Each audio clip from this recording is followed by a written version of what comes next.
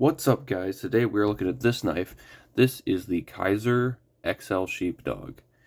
This is a very large knife. This is a modified one. This has been modified by the previous owner, and he did a pretty interesting job. He acid stonewashed the blade, as you can see here.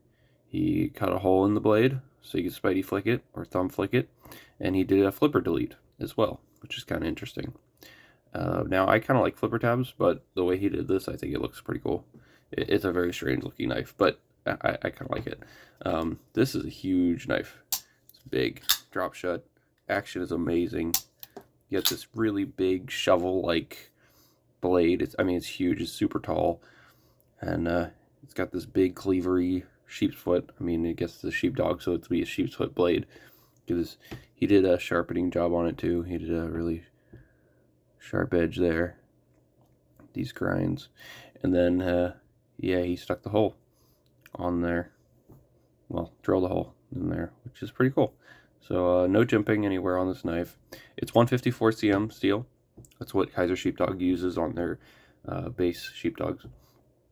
And this is the XL. There's a normal size one, which I've already reviewed. There's the mini, and then there's the XL. So this is the big one, the big boy. He also the previous owner also bronzed the hardware. As you can see here, it's all bronze on both sides. And this is the micarta version. So it's got this weird brownish red kind of tan micarta. I guess it's brown micarta. It's kind of like a weird browny red kind of color. Reddish brown, I don't know.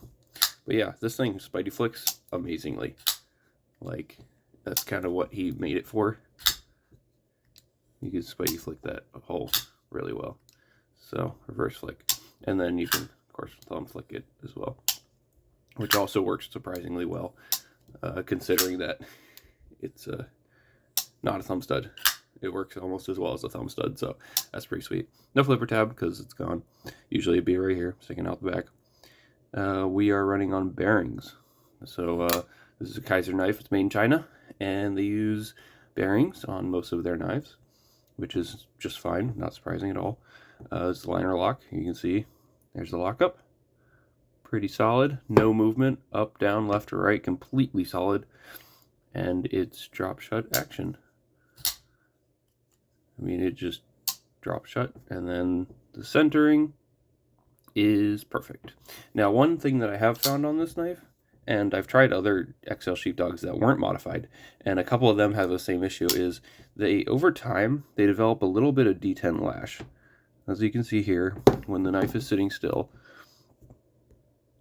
it kind of has a little bit of movement in the detent.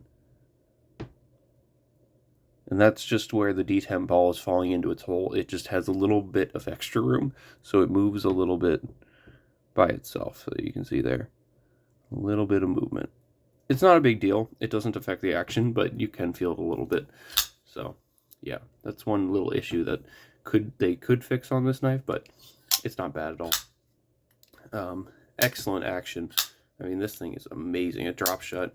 Also, something I want to demonstrate on this knife, it is ridiculously slicey. You have this flat grind that comes down to the edge, and the blade is so tall that you can get very thin behind the edge.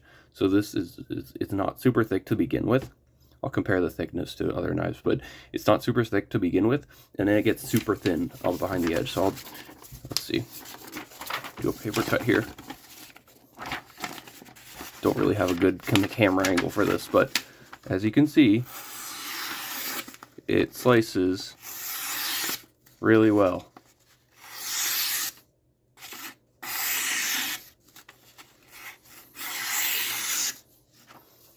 It's clean. He also did a really nice edge on this, the previous owner did, so that also helps. But yeah, it's one of the slicier knives in my collection. And let's do some size comparisons. Actually, before that, let's take the weight first. I'll show you how much this thing weighs. Of course, this is going to be different from all the other sheepdogs because, of course, it has the hole in the blade and the flipper tab's gone, so it might weigh less than other ones. So it's 8.1 ounces. That is a heavy knife.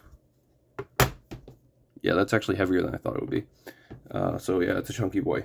Let's compare that to Benchmade Bug Out, 1.9 ounces, and the Benchmade full size Adamas is 6.4 ounces. So it's even 2 ounces. It's like a Bug Out and a Adamas together is like what you're talking about with this thing. So yeah, it's a lot of weight in the pocket. It definitely has a lot of presence this way too, up and down. So let's compare it to some other knives now. Compare it to the Benchmades, this Adamas here, full-size Adamas, and the Bug Out. You see there, definitely full-size, huge. I mean, it's every bit as long as the Adamas. It's longer. It's longer than the Adamas. So if you've ever had a Benchmade Adamas and you thought it was large, this is large. This is big. One of the largest blades that I have. We'll compare it to the QSP Penguin as well. So you can see here, it's much bigger than those. These are smaller knives, and not even smaller. These are normal size knives to most people. I consider them a little bit smaller because I like bigger designs, but yep, so that's those. And then we'll compare it to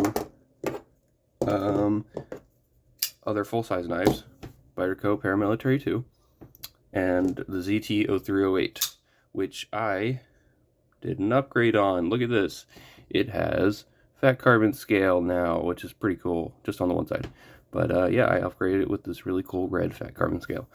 Anyway, it's a lava flow. Looks awesome.